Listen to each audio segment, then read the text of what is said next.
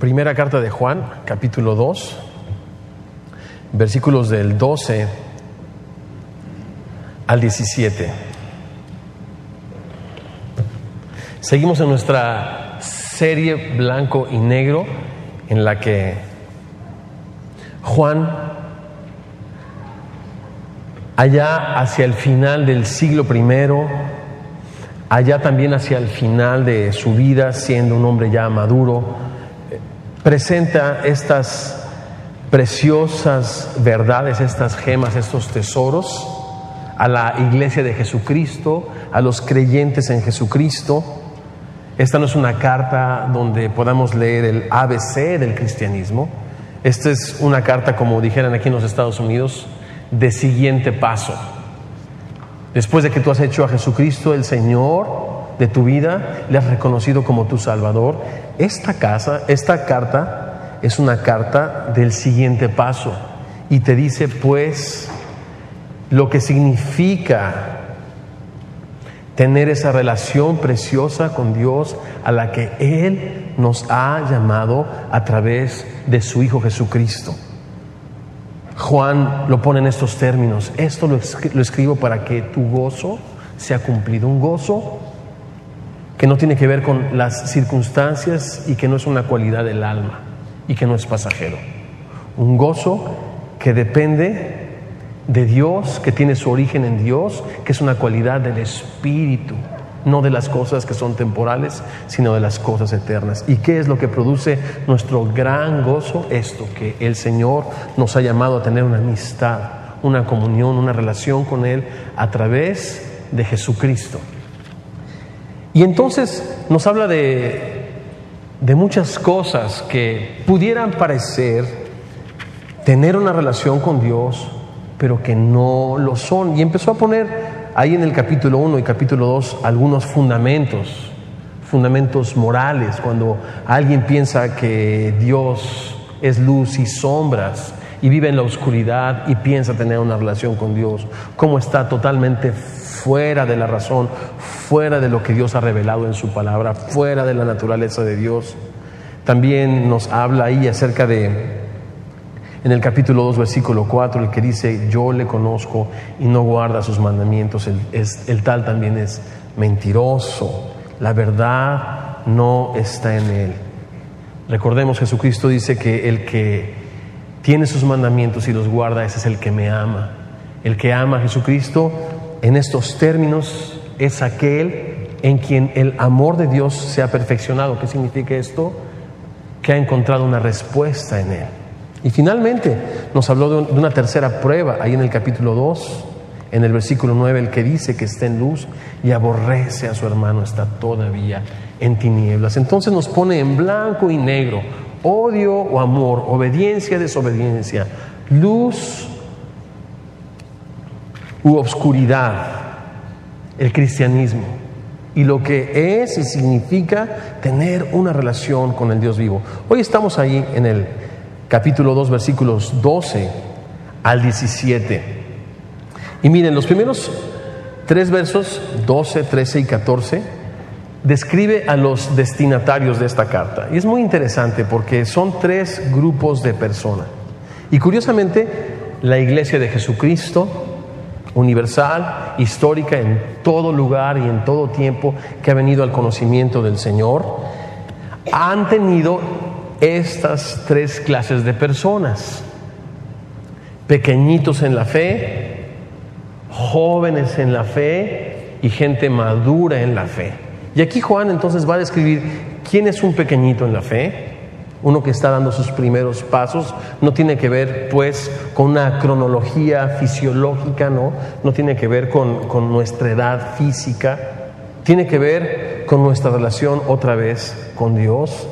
Gente pequeñita, gente joven, gente madura. Y qué importante es para cada ser humano entender los tiempos en la vida que le toca vivir. Por ejemplo, la adolescencia es un periodo muy difícil para el ser humano enfrentarlo, porque se sigue sintiendo niño, pero ya es un adulto.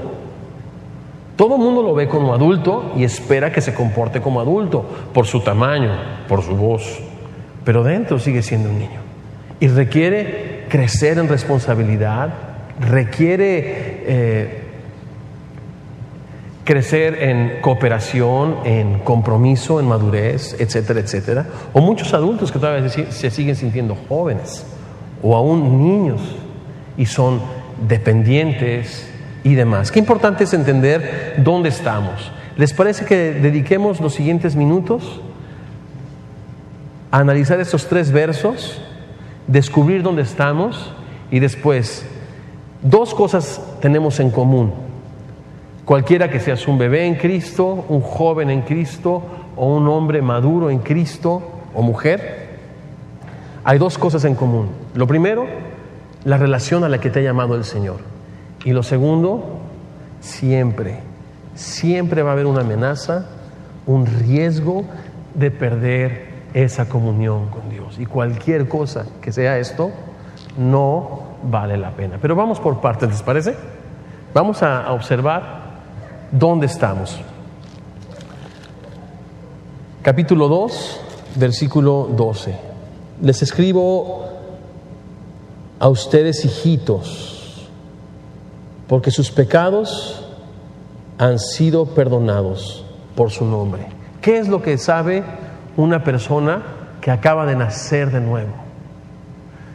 Que acaba de ser trasladado de las tinieblas a la luz admirable de Jesucristo.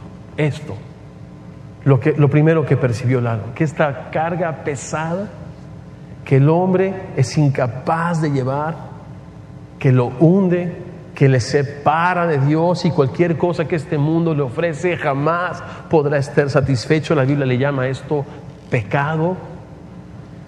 Lo primero que una persona percibe, valora, aprecia de Jesucristo es que solo Cristo puede perdonar tus pecados. Cualquier filosofía humana pretende mejorar tu estilo de vida, pero ninguna de ellas te va a hacer mejor persona. Solo Jesucristo puede hacerte nacer de nuevo y quitarte esta carga tan tremenda de culpabilidad y de vergüenza por tus errores y por tu pasado. Entonces, un bebé en Cristo, ¿qué es lo que aprecia? Mis pecados han sido perdonados. Ahora, qué importante que ahí sea nuestro principio, que el principio de nuestra vida cristiana no es, oye, en esa iglesia tocan padrísimo, voy a ir porque aparte el predicador o el conferencista habla padrísimo, o tengo muy buenos amigos. Estas cosas no van a ser de largo término. Esas cosas no van a constituir en ti el fundamento necesario para que tu carrera, primero de niño y después de joven y después de adulto en la fe, dure mucho. Pablo, en medio de las más grandes pruebas de su vida, escribió y dijo: el amor de Cristo me impulsa. Pablo es alguien que había perdido todo, lo había perdido por Cristo absolutamente todo, y él dijo: el amor de Cristo es el que me impulsa y me lleva adelante, pensando que Él murió por mí, entonces yo morí. Yo morí para que ya no viva para mí, sino para aquel que murió por mí. Y entonces, qué precioso, qué importante, qué necesario es que nuestra vida cristiana comience con un genuino arrepentimiento y una certeza de que tus pecados han sido perdonados. Ahora, mira qué interesante. Hijitos, les escribo porque sus pecados han sido perdonados por su nombre. ¿Por quién han sido perdonados? Por Él. ¿Por qué razón? Por su nombre. ¿Lo pueden ver en el versículo 12? En otras palabras, ¿cómo llegaste a Jesucristo? Yo llegué apestoso, ojeroso y sin ilusiones, ¿no? Llegué destruido totalmente. Y este perdón que Jesucristo ofrece, ¿para quién es? Para todos. Y no es por nuestros méritos, no es cuando yo sea joven en Jesucristo o cuando yo sea adulto, entonces yo ya voy a sentir y percibir la certeza de que efectivamente ya soy una buena persona y mis pecados han sido perdonados. No. Ahí comienza tu carrera cristiana, cuando no por lo que tú eres o lo que has hecho, sino por lo que Dios Él es y lo que Él ha hecho por ti en la cruz del Calvario. Te ofrece un completo, absoluto, eterno, perfecto, amoroso, transformador perdón, que se convierte pues en la gasolina de tu vida cristiana que te va a llevar hasta la meta, que es Él. Les escribo entonces a ustedes pequeñitos porque han sido perdonados. Esto no viene por niveles. Cuando tú confías en Cristo, las cosas viejas pasan y aquí todas son hechas nuevas. Esto no viene por niveles, ¿se fijan? Versículo 13, les escribo a ustedes, padres, porque conocen al que es desde el principio.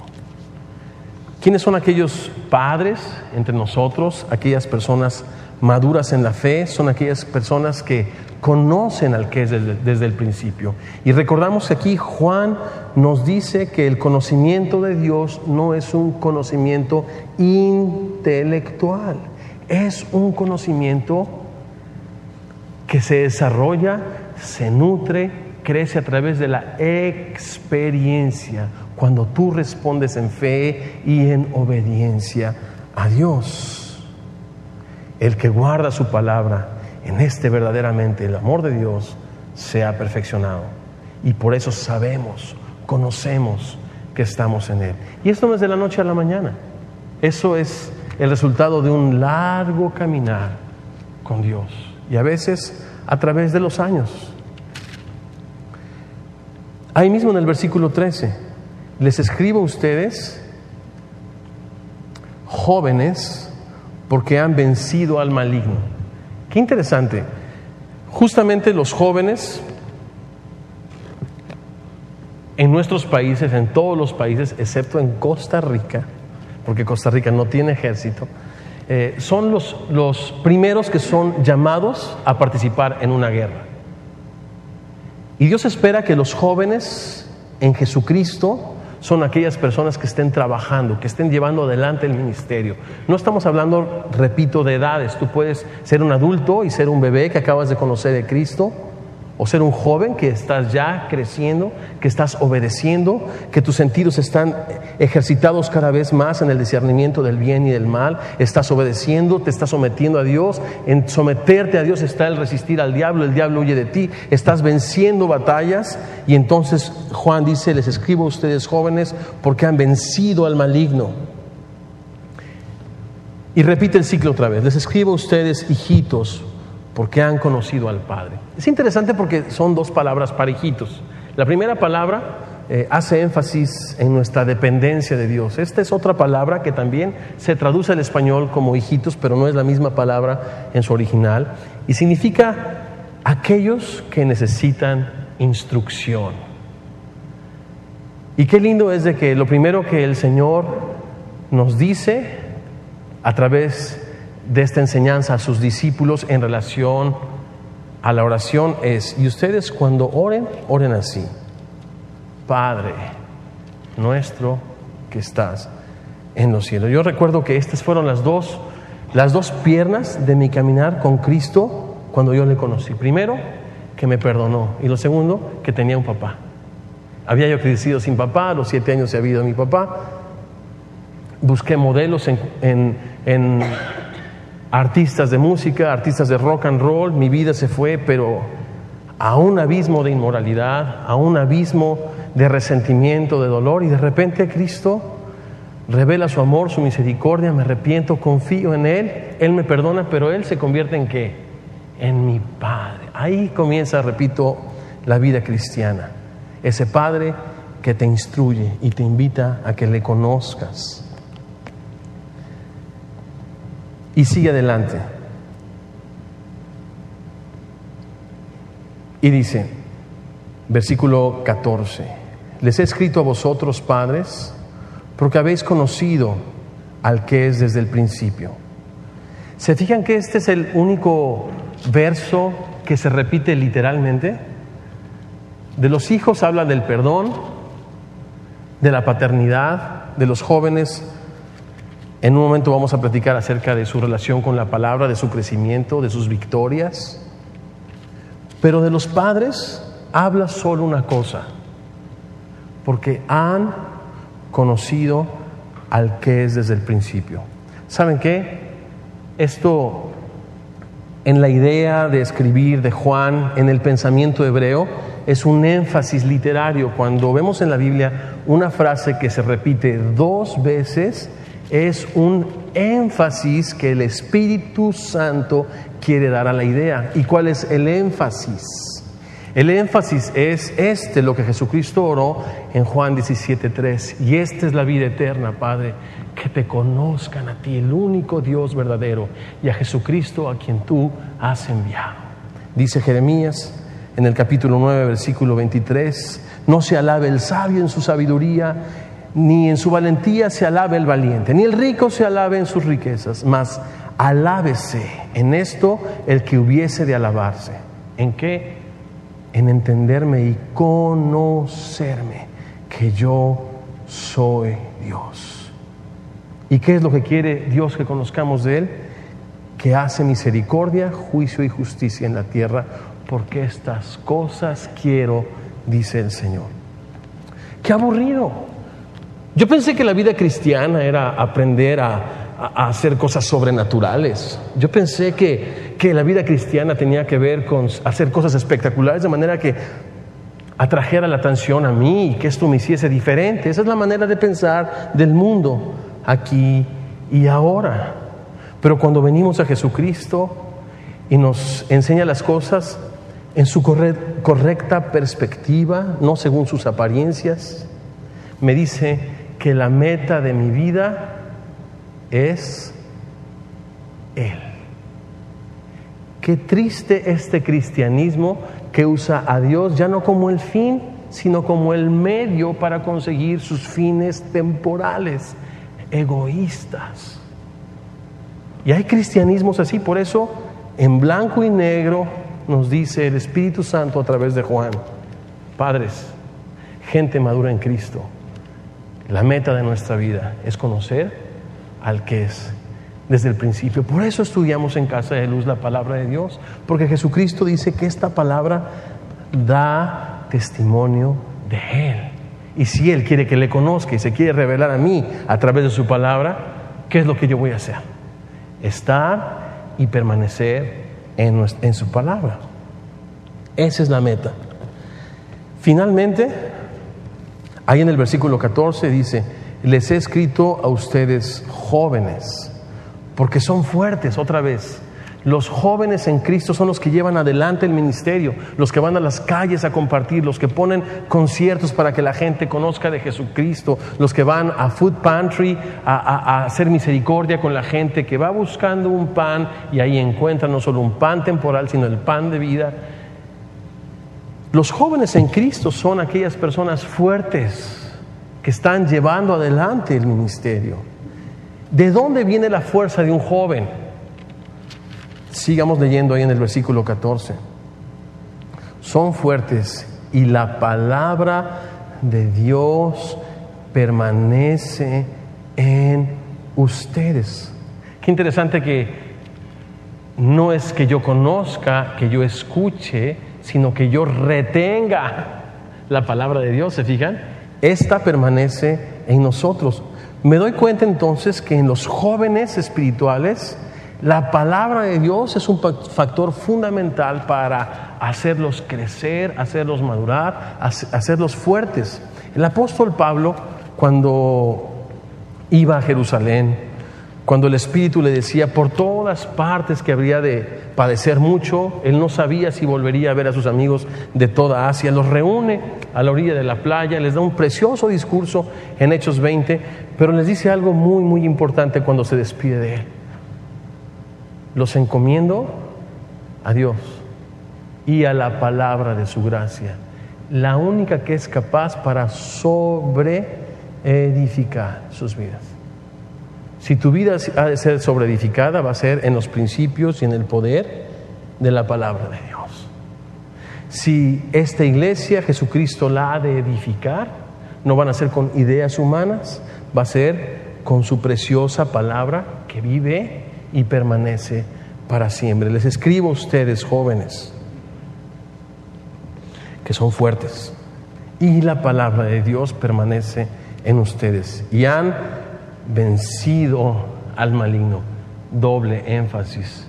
¿Y de dónde viene nuestra fortaleza? Nuestra fortaleza viene del Señor, que hizo los cielos y la tierra. Ok, entonces versículos 12 al 14 nos dicen que tenemos una cosa en común. Cualquiera que seas, un joven, un bebé, un hijito, aquel que depende, aquel que está siendo instruido por el Padre, o ya un padre que tiene una relación de años, que conoce el corazón de Dios. Tenemos algo en común. Bueno, que Él nos ha llamado a su conocimiento, una relación con Él. Pero lo segundo que tenemos en común es que estamos en este mundo. ¿Y sabes qué? No por accidente ni por casualidad. Deliberadamente el Señor nos ha dejado en este mundo. Nos protege, nos guarda, nos cuida y nos envía y nos da algunas instrucciones. Vamos a escucharlas pues de los versículos 15 al 17. Esta misma batalla que aunque seas joven, jovencito, niño en Cristo o maduro, enfrentas. Y que ahora sí que como las enfermedades no respetan nivel social, no respetan raza, así este enemigo de la vida cristiana no respeta si eres un adulto, si eres un joven o si eres un niño. Va a buscar acabar con tu gozo, que es ¿cuál? Tu relación con Jesucristo. Versículo 15. No amen al mundo, ni las cosas que están en el mundo. Si alguno ama al mundo, el amor del Padre no está en él. Qué interesante es primero definir qué es el mundo. El Salmo 24 dice que Dios creó los cielos, la tierra, el mundo y los que en él habitamos. No puede estarse refiriendo pues a este mundo que Dios creó. ¿Para qué? Para que lo disfrutásemos, un atardecer. Este precioso clima que hoy acá en Chicago estamos disfrutando, Dios lo hizo para ti, para que lo disfrutes, y claro que Dios quiere que lo aprecies. No se refiere a ese mundo creado por Dios. Tampoco se refiere a la mar de gentes, a la conglomeración más grande de gentes que la Biblia le llama mundo. ¿Por qué? Porque también la Biblia nos dice que Dios de tal manera amó al mundo, o sea, a toda la humanidad, que dio a su Hijo Jesucristo, ¿verdad? Para que todo aquel que en él cree no se pierda, mas tenga vida eterna. ¿A qué mundo se refiere? Jesucristo habló mucho de este término, de este concepto, y para entenderlo mejor yo quiero invitarlos a que pongan una seña ahí en su Biblia, si quieren ir conmigo a Génesis 11. Si no pueden, yo con mucho gusto se los voy a leer. Génesis 11 es la historia de una revolución organizada, una revolución de rebeldía organizada de la civilización humana en contra de Dios y en contra de sus estatutos. Eso es a lo que la Biblia le llama no ames al mundo. Esta historia es cuando el ser humano se agrupa con una idea en la cabeza, con un mismo lenguaje, y empiezan a edificar una torre para llegar al cielo, y esa torre se llama, ustedes saben, Babel. Versículo 1 dice que tenía entonces toda la tierra una sola lengua, pero mira, tenían unas mismas palabras. Esto significa que tenían un mismo asunto, tenían un mismo negocio, tenían algo mismo en el corazón, que era esta revolución organizada en contra de Dios, de su gobierno, de sus principios y de sus estatutos. Es lo que dice el versículo 1. Y el verso 2 dice: y aconteció que cuando salieron del oriente hallaron una llanura en la tierra de Sinar. Se establecieron allí y se dijeron unos a otros: vamos, hagamos ladrillo y cozámoslo con fuego. Y les sirvió el ladrillo en lugar de piedra, y escucha esto, y el asfalto en lugar de mezcla. Hicieron una torre que en lugar de mezcla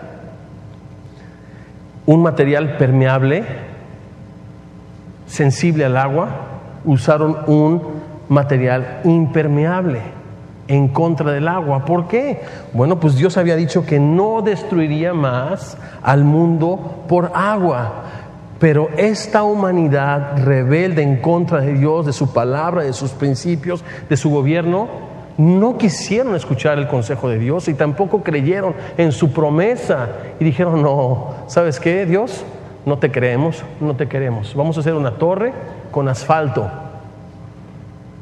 Interesante, ¿verdad? Versículo 4, y dijeron, vamos, edifiquemos una ciudad y una torre cuya cúspide llegue hasta el cielo, y hagámonos un nombre por si fuéramos esparcidos, por aquello de que Dios cumpla su palabra. El capítulo 9, el versículo 1, les había dicho Dios a la humanidad, a Noé, a sus hijos, fructifiquen, multiplíquense y expárzanse, llenen la tierra. Ese fue el mandato, llenen la tierra. Ellos dijeron, no, ni creemos tu promesa del agua, pero tampoco queremos obedecer este principio de esparcirnos. Vamos a hacer una ciudad, un lenguaje, una mente, una palabra, un negocio. Vivir nuestras vidas sin Dios. Nosotros queremos ser nuestro propio Dios, la razón única de nuestra existencia. Le dieron la espalda, manifestaron esta rebeldía que está en la naturaleza de todo ser humano que está en este mundo. A eso Juan le llama el mundo, un sistema organizado en contra de Dios, de sus principios, de su carácter, de sus propósitos, de sus estatutos. Y entonces, versículo 5, descendió el Señor para ver la ciudad y la torre que edificaban los hijos de los hombres. Y dijo el Señor, he aquí un pueblo es uno. Y todos esos tenían un solo lenguaje. Y han comenzado la obra. Y nada les hará desistir ahora de lo que han pensado hacer. O sea, el hombre no solamente había sido incrédulo y desobediente, sino era rebelde. Rebelde, nada le haría cambiar de opinión. Ahora pues, descendamos y confundamos allí su lengua, para que ninguno entienda el habla de su compañero. Así los esparció el Señor desde allí sobre la faz de la tierra. Interesante, por fuerte que sea Babel, por organizada que sea Babel, por preciosa que sea Babel, Dios finalmente cumplirá lo que Él se ha propuesto.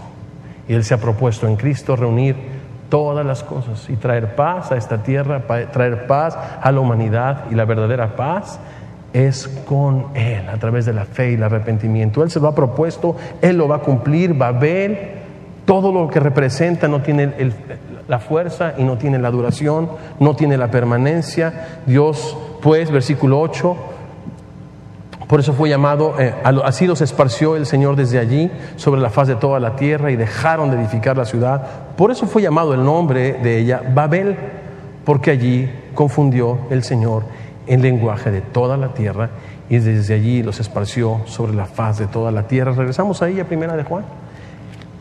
Yo creo que esta ciudad es una perfecta ilustración de lo que el mundo significa en el lenguaje de la Biblia, lo que representa, lo repito, una rebelión organizada, perfectamente organizada, de una civilización humana que le ha dado la espalda a Dios, a su propósito, a su carácter y a sus principios. Y hoy vivimos en este mundo. Y la palabra mundo, interesantemente, viene de la palabra cosmos, que significa cosmético, maquillaje, superficialidad. Y basta tan solo prender la televisión, cómo podemos ver, y abrir nuestros ojos y tan solo despertar y vernos en medio de un ambiente de rebelión organizada en contra de Dios. Entonces el asunto aquí es: no lo ames. Pero esto es consistente con todo lo que Jesucristo enseñó. Jesucristo enseñó en Mateo 6. Ninguno puede servir a dos señores, porque aborrecerá al uno y amará al otro, o estimará al uno y menospreciará al otro.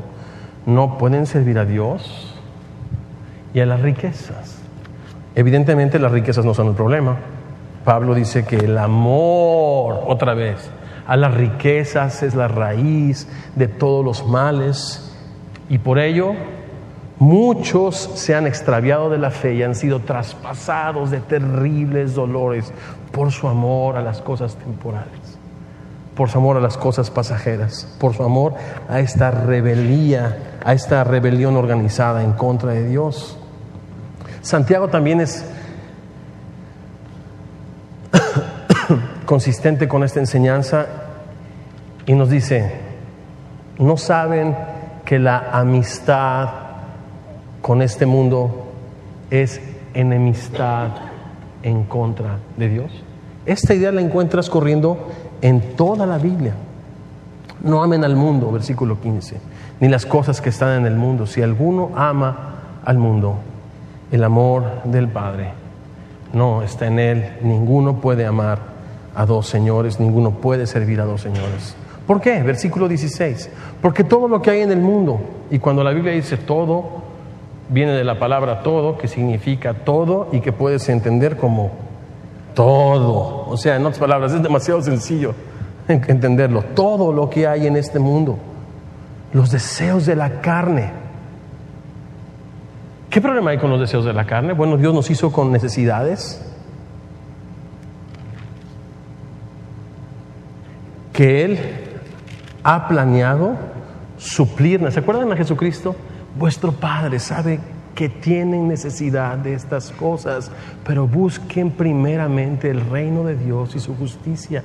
Todo lo demás Dios lo va a añadir. No pongan las cosas en este mundo, sus ojos en las cosas de este mundo, porque no son las cosas, sino el Creador de todas estas cosas y de todo lo que existe, el único que puede traer satisfacción a tus necesidades básicas como ser humano, los deseos de la carne. Dios se quiere manifestar a tu vida, pero no a través de los deseos de la carne, ni de los deseos de los ojos, ni de la vanagloria de la vida, ¿verdad? Dice que todas estas cosas no provienen del Padre, sino del mundo. ¿A qué se refiere esto de los deseos de la carne, los deseos de los ojos y de la vanagloria de la vida? ¿Qué les parece si ahora leemos Génesis 3:6? Creo que mejor retrato no puede haber. Génesis 3:6 es cuando Eva se ve atraída y seducida al revolucionario principal, al líder principal de esta revolución organizada, que es el adversario, Satanás, el príncipe de este mundo, ¿verdad? El acusador. Tiene muchos nombres en la Biblia. Miren en Génesis 3. Dice que la serpiente en el versículo 4 le dijo a la mujer: no morirás. Bueno, todo el discurso está ahí en el capítulo 3, donde la serpiente cuestiona el mandato de Dios, los límites que Dios nos pone por nuestro bien y por nuestra protección, mismos límites que le puso a Eva, y la serpiente los cuestiona y dicen: con que Dios ha dicho, mira, no morirás. Dios sabe que cuando comas de este fruto, tus ojos van a ser abiertos y vas a conocer el bien, vas a conocer el mal. Mira, pruébalo. Y mira el versículo 6, lo que dice: vio la mujer que el árbol era bueno para comer. ¿Los deseos de qué? De la carne. Y era agradable a los ojos. ¿Los deseos de qué? De los ojos. Y árbol codiciable para alcanzar sabiduría. Ya voy a ser mejor que mi esposo. Me va a respetar. Voy a tener no su amor, pero su respeto. Cuando la Biblia nos dice a los hombres que amemos a nuestras esposas, ella tenía el amor de su esposo, pero ella quería respeto. Ella se vio atraída por la vanagloria de esta vida. Y tomó de su fruto y comió, y dio también a su marido, el cual comió, etcétera, etcétera, etcétera. Qué interesante fotografía, qué interesante escena que ilustra justamente esta rebeldía, este acto de desobediencia, este descrédito a las promesas de Dios y a sus propósitos, ¿verdad? Lo mismo, Jesucristo fue tentado en estas mismas áreas. Si eres hijo de Dios, di que esta piedra se convierta en pan. ¿Los deseos de qué? De la carne. Mira, lo llevó al pináculo, ¿verdad? Los deseos de los ojos, les enseñó todos los reinos. Y le prometió también Satanás dárselos todititos si postrado le adoraba. Y finalmente lo llevó a la cúspide del templo y le dijo que si se aventaba, ¿verdad? Pues dice el Salmo 91, a sus ángeles mandar a Dios, que te lleven, ¿no eres el Hijo de Dios? Apeló también a la vanagloria de esta vida. Jesucristo fue tentado, y dice la Biblia, sin pecado, y nosotros constantemente somos bombardeados, pero Dios, no a través de los deseos de la carne, ni de los deseos de los ojos, ni de la vanagloria de esta vida, sino de 3 principios importantes. Dice la Biblia que el reino de los cielos no consiste en comida o en bebida, sino en justicia, gozo y paz en el Espíritu. 3 cosas interesantes: justicia, paz, primero hacer la paz con Él y tener la paz de Él, y el gozo en el Espíritu, no en las emociones, no en el alma, no en la carne. Y por supuesto que esto llena todo en cada uno de nosotros. Y podemos decir con Pablo, todo lo puedo en Cristo que me fortalece. Y Pablo lo dijo en un tremendo momento de necesidad. ¿Por qué? Porque él conocía lo que era la justicia, vivir para agradar a Dios, la paz que solo Dios puede traer después de que hicimos la paz con Él, y el gozo de conocerle y vivir una relación que nada ni nadie la entorpezca y la estorbe. Volvamos a nuestro texto, ahí en 1 de Juan 2. Así que, versículo 17, el mundo pasa y sus deseos, ¿verdad? ¿Qué pudiéramos decir en relación a Babel? Pasó. Los arqueólogos han buscado en la actual Irak, han encontrado los vestigios de una torre de dimensiones similares. Han calculado que tenía alrededor de 90, de 100 metros, porque por supuesto todo lo que la Biblia dice no son mitos, no son historias. Es una realidad, son hechos. Es lo maravilloso de poner nuestra confianza en Jesucristo, que no es un mito. Jesucristo es el parteaguas de la historia, el creador, sustentador del universo, nuestro Dios, nuestro Salvador. Y todo lo que está escrito acá tiene cumplimiento. Y los arqueólogos dicen que esta existió, pero es difícil determinar muchas cosas por lo terrible de sus ruinas. El mundo pasa y sus deseos, pero el que hace la voluntad de Dios permanece para siempre.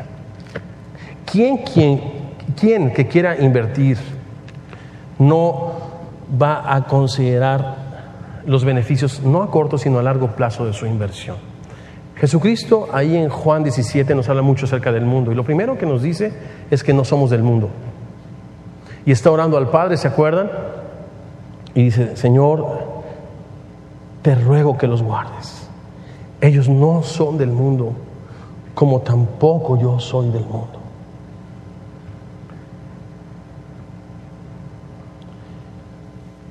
Pero después de esta oración de protección, después de esta realidad de que el Señor nos saca del mundo, estamos en el mundo, pero no somos del mundo, hay algo maravilloso. Y Jesucristo nos dice: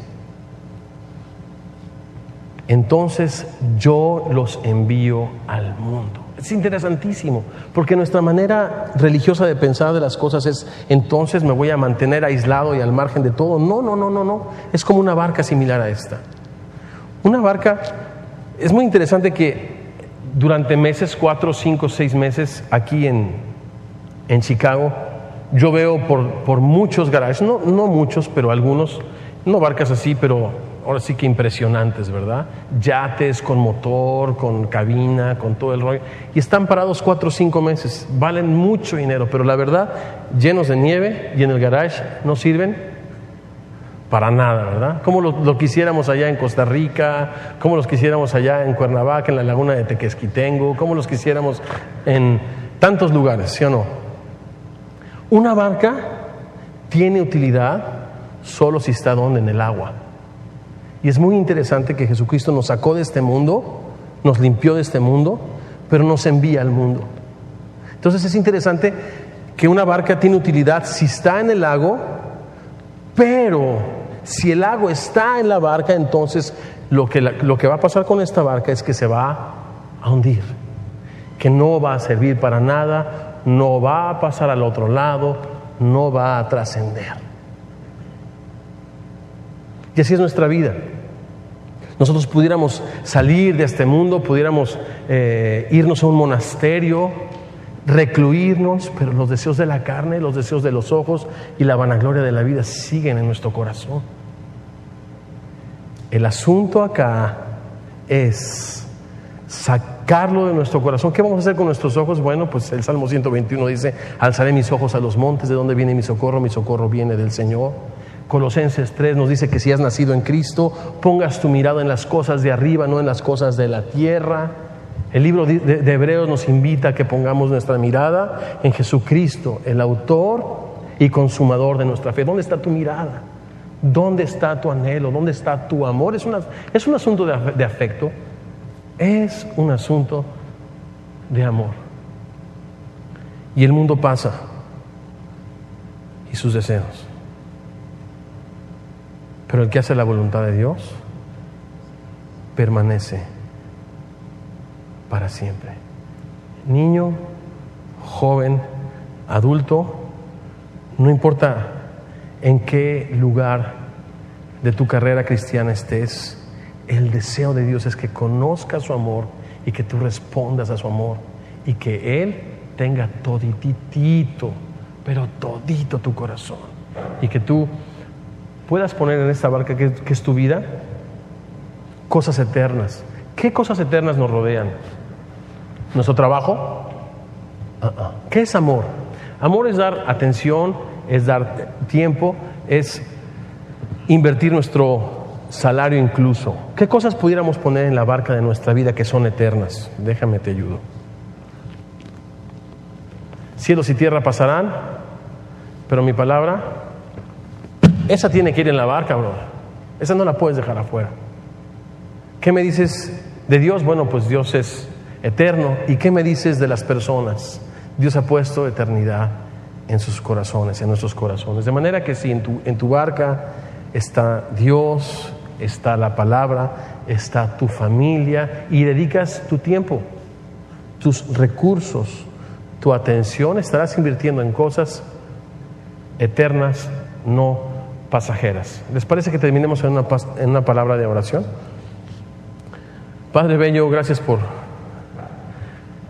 venir a conquistar nuestro amor, Señor. Desde el mero principio, cuando te conocimos, que nos supimos perdonados, nuestra vida fue cambiada, Señor. Y nuestro destino, Señor, es conocerte plenamente y vivir nuestras cosas, Señor, no a la luz de las cosas temporales, Señor, que nos distraen y roban nuestro amor para ti, sino en las cosas eternas, Señor. Hoy queremos, Señor, responder a tu amor en cosas que perduran, como es tu palabra, como eres tú, como nuestra familia, Señor. Queremos vivir con esas cosas en el corazón, atesorarlas, Señor, porque tú nos las has confiado y estas trascienden y son para siempre, Señor. Gracias por tu preciosa palabra. Síguenos dando fortaleza como jóvenes, y que esta fortaleza nos lleve a resistir al maligno, de manera que lleguemos un día al día en que tú vengas, Señor. En lo poco has sido fiel, en lo mucho te pondré. Entra al gozo de tu Señor. ¿Cuál es el gozo? Estar contigo, Señor.